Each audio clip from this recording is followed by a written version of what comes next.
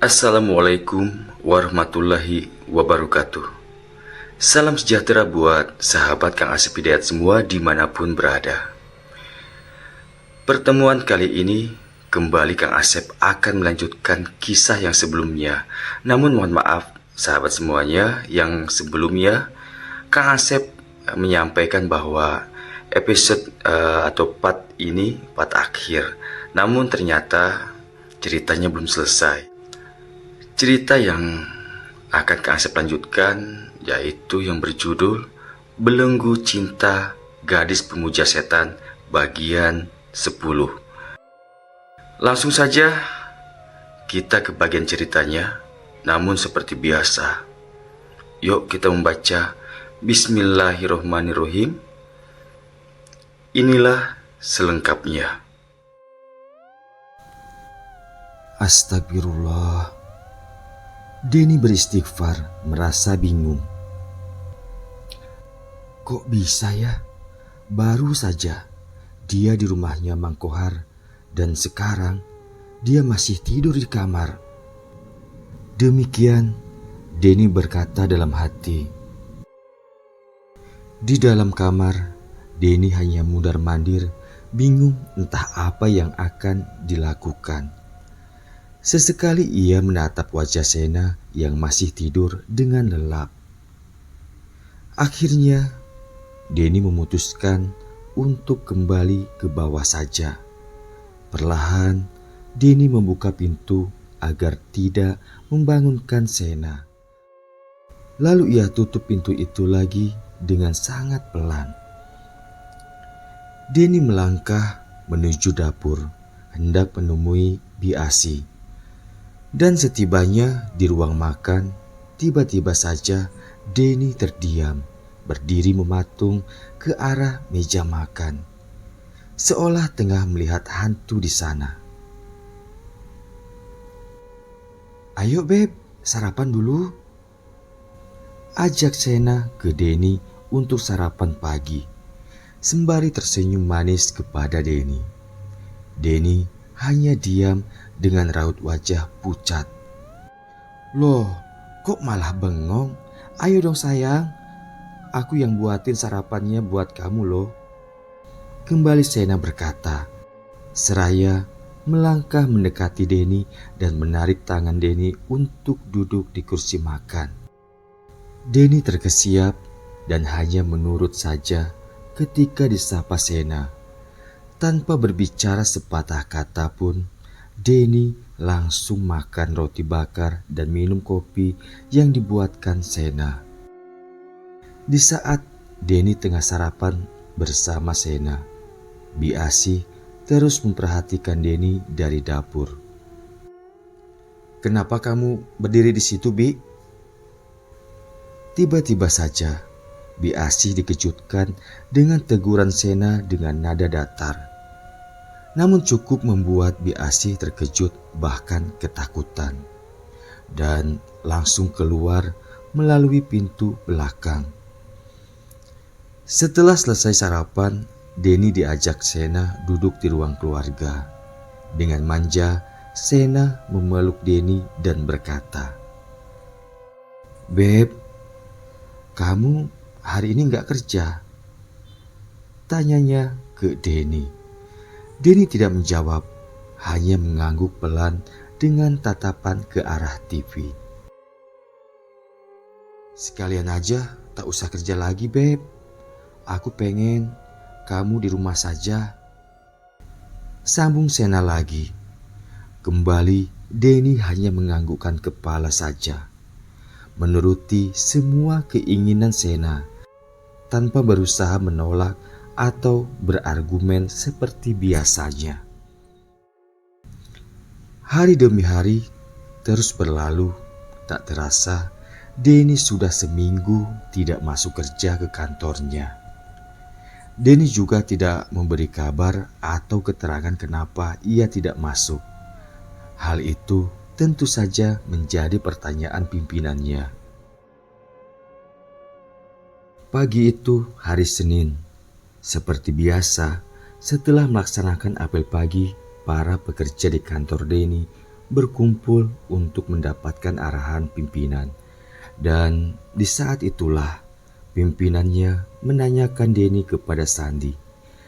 Karena semua rekan kerjanya tahu jika Sandilah teman akrab Denny. Ditanya oleh pimpinan, Sandi juga bingung karena sudah seminggu lebih HP Denny tidak aktif. Dia tinggal di mana selain di Mesan?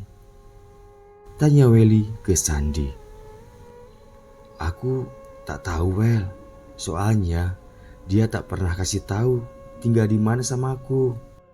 Jawab Sandi berbohong karena sebelumnya Denny sempat berpesan agar jangan ada yang tahu jika ia tinggal bersama Sena ke Sandi.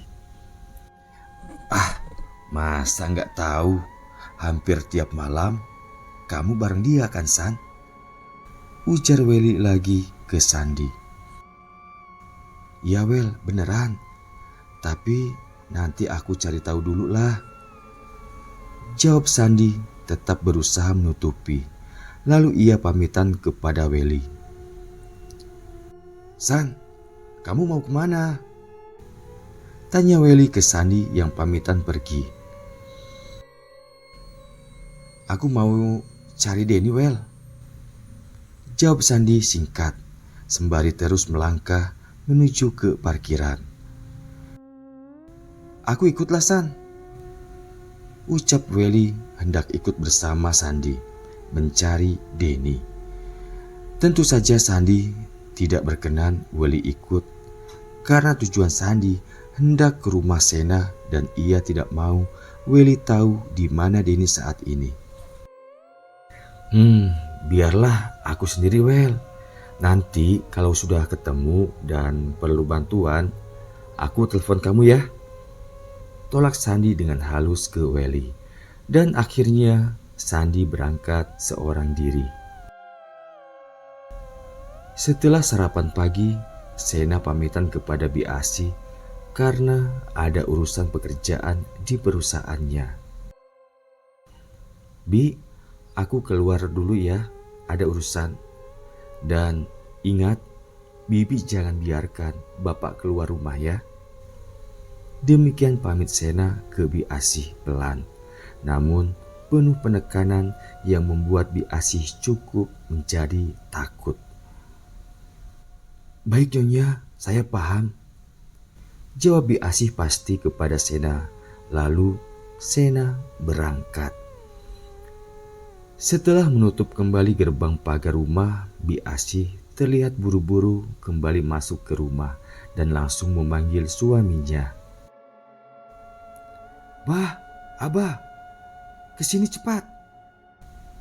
Teriak Bi Asih ke Mang Kohar yang saat itu tengah merapikan pohon bonsai yang berada di taman belakang rumah.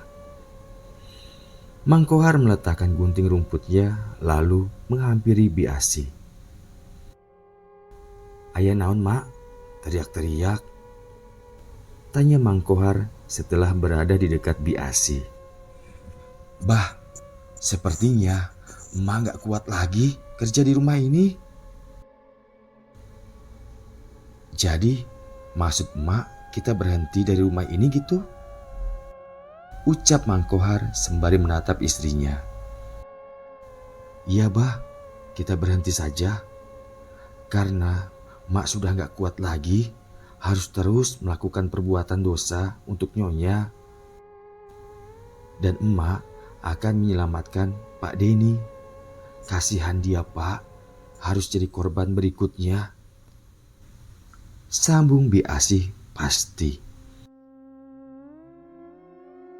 Mendengar ungkapan Bi Asih, sejenak Mang Kohar hanya terdiam, seakan tengah berpikir dan membenarkan maksud istrinya itu. Lalu Mang Kohar berkata, Iya Mak, Abah juga setuju. Tapi bagaimana caranya? Karena Nyonya pasti tidak akan membiarkan ini terjadi. Apalagi waktunya sudah dekat. Ujar Mang Kohar yang belum tahu bagaimana cara melakukannya. Iya bah, Mak juga awalnya bingung, tapi tadi malam Mak berpikir dan akhirnya Mak ingat sama Pak Sandi, temannya Pak Denny yang waktu dulu datang ke sini jemput Pak Denny, Bah. Kebetulan sempat Mak minta nomor HP-nya karena sebenarnya sudah lama Mama berencana untuk ini, Bah. Demikian Bi Asih menjelaskan ke Mang Kohar. Mendengar penjelasan Bi Asih, Mang Kohar manggut-manggut, tanda mengerti. Kemudian kembali Mang Kohar bertanya.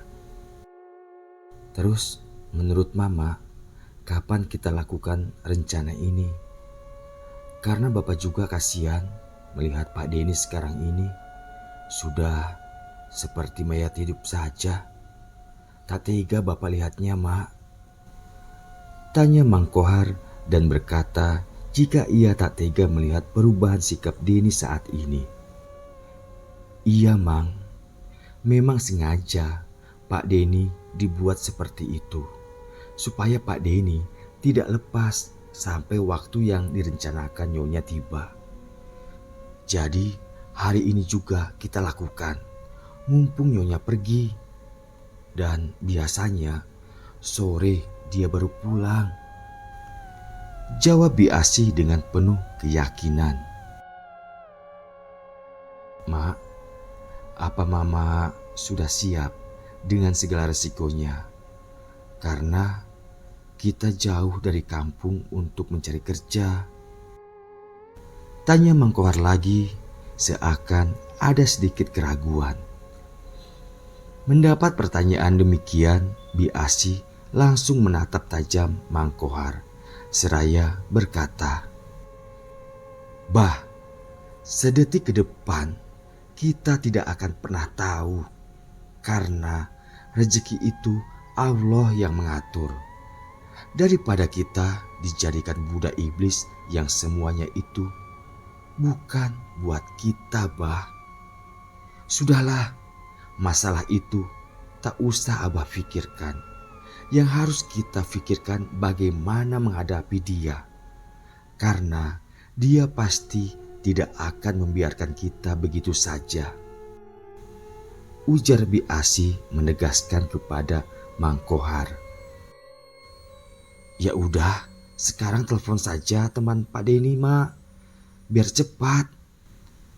Ucap Mang Kohar semangat. Dari kantor, Sandi terus melajukan sepeda motornya dengan tujuan ke rumah Sena. Karena Sandi yakin jika saat ini Denny berada di sana.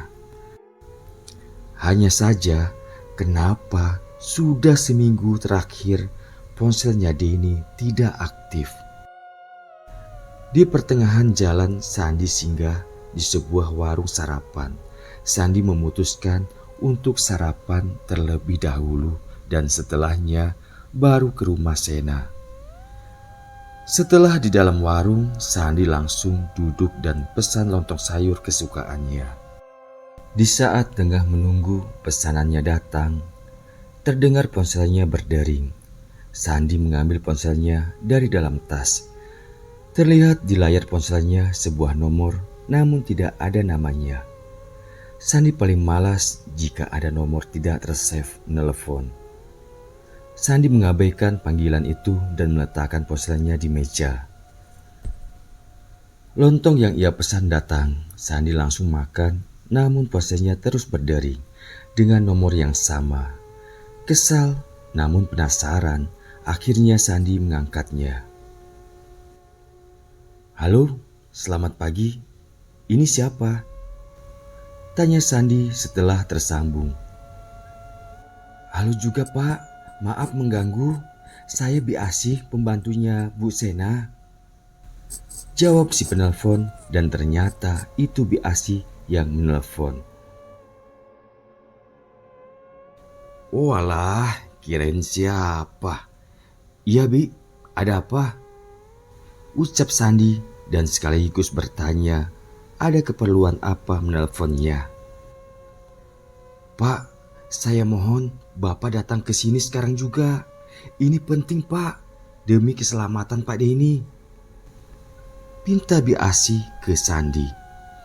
Dek, mendengar ucapan Bi Asi yang mengatakan demi keselamatan Denny, seketika jantung Sandi berdebar, lalu ia berkata, Iya Bi, saya kesana sekarang juga. Jawab Sandi pasti. Dan setelah membayar sarapannya yang tidak sempat ia selesaikan, Sandi langsung berangkat menuju rumah Sena yang tidak jauh lagi dari warung itu. Setibanya di depan rumah Sena, terlihat Mang Kohar sudah menunggu di depan pagar. Ayo Pak, langsung masuk ke dalam saja. Sambut Mang Kohar dan mempersilahkan masuk kepada Sandi. Mang Kohar membawa masuk Sandi langsung ke ruang keluarga. Jadi, bagaimana ceritanya Bi dan Denny di mana sekarang? Tanya Sandi ke Bi Asi mengawali obrolan. Sebelumnya, Bibi mau minta tolong Pak. Kira-kira Bapak punya kenalan gak seorang ustadz yang bisa menolong sekaligus melindungi kami? Tanya Bi Asi ke Sandi dengan raut wajah serius. Mendengar pertanyaan Bi Asi, tentu saja Sandi merasa heran dan tak mengerti apa yang dimaksud Bi Asi. Maksudnya bagaimana Bi? Untuk apa cari ustadz? Tanya Sandi. Pak, sekarang ini nyawa Pak Denny sedang terancam. Bahkan nyawa kami juga. 7 hari lagi Pak Denny akan mati jika tidak ada yang menyelamatkannya. Dan mohon maaf Pak, jangan sekarang saya jelaskannya, karena tidak ada waktu lagi. Sekaranglah saatnya kita selamatkan Pak Denny. Dan kita tidak bisa menyelamatkan Pak Denny kalau tidak dibantu dengan orang pintar atau ustadz. Karena ini berkaitan dengan hal gaib Pak. Ujar Bi Asi menjelaskan, dan akhirnya Sandi mulai paham apa yang dimaksud Bi Asi. Baiklah Bi, ada bapak angkat saya seorang ustadz. Saya yakin beliau bisa membantu kita. Sekarang Denny di mana Bi? Jawab Sandi pasti. Lalu ia kembali menanyakan di mana Denny saat itu. Baik Pak, sekarang kita ambil Pak Denny. Tapi Bapak pegang ini, ucap Bi Asi seraya menyerahkan bungkusan kecil ke Sandi. Dengan ragu Sandi menerima bungkusan dari Bi Asi dan bertanya, "Ini apa Bi?" Tanya Sandi penasaran. Itu garam yang sudah saya bacakan mantra untuk melindungi diri. Karena untuk mengambil Pak Denny pasti ada rintangannya, jawab Bi Asi. Ini baru dimulai. Bapak harus kuat dan keras. Pikiran Bapak jangan mudah dikacaukan makhluk itu. Makhluk itu memang selalu buat rusuh. Seperti artis perempuan yang sedang ributin Mbak Nana saat ini. Dia ada di setiap sudut rumah ini. Bila mereka menyerang, maka taburkan garam itu ke mereka Pak. Ucap Bi Asi lagi menjelaskan. Bismillahirrohmanirrohim. Dengan membaca bismillah, mereka mulai melangkah menuju kamar Sena di mana saat itu Denny berada. Bi Asi berjalan di depan, Sandi di tengah dan Mang Kohar di belakang. Jaga-jaga dari kemungkinan ada serangan dari belakang. Dengan dada berdebar seperti malam pertama pengantin baru, Sandi mengikuti Bi Asih dan mulai menaiki anak tangga. Tiba-tiba saja, "Astagfirullah, Bi!" teriak Sandi seraya menarik kaki sebelah kirinya dengan kuat. Karena dari celah anak tangga yang terbuat dari kayu jati itu terlihat ada benda hitam berbentuk tali serabut mengikat pergelangan kaki Sandi. Ya, itu rambut panjang yang membentuk seutas tali melilit kaki Sandi. Melihat itu, Mang Kohar dengan sigap menaburkan garam ke arah bawah tangga di mana sosok perempuan berambut gimbal itu berdiri. Taburan garam itu tepat mengenai wajahnya yang jauh dari kata cantik. Seketika meraung yang sungguh membuat Sandi semakin ketakutan. Sosok itu lalu menghilang, menyisakan aroma bau sangit. Begitu kakinya terlepas dari jeratan tali rambut gimbal, Sandi langsung mempercepat langkahnya dan tiba di lantai 2. Tubuh Sandi gemetaran serta raut wajahnya terlihat pucat pasi. Bersambung. Bagaimana kisah selanjutnya?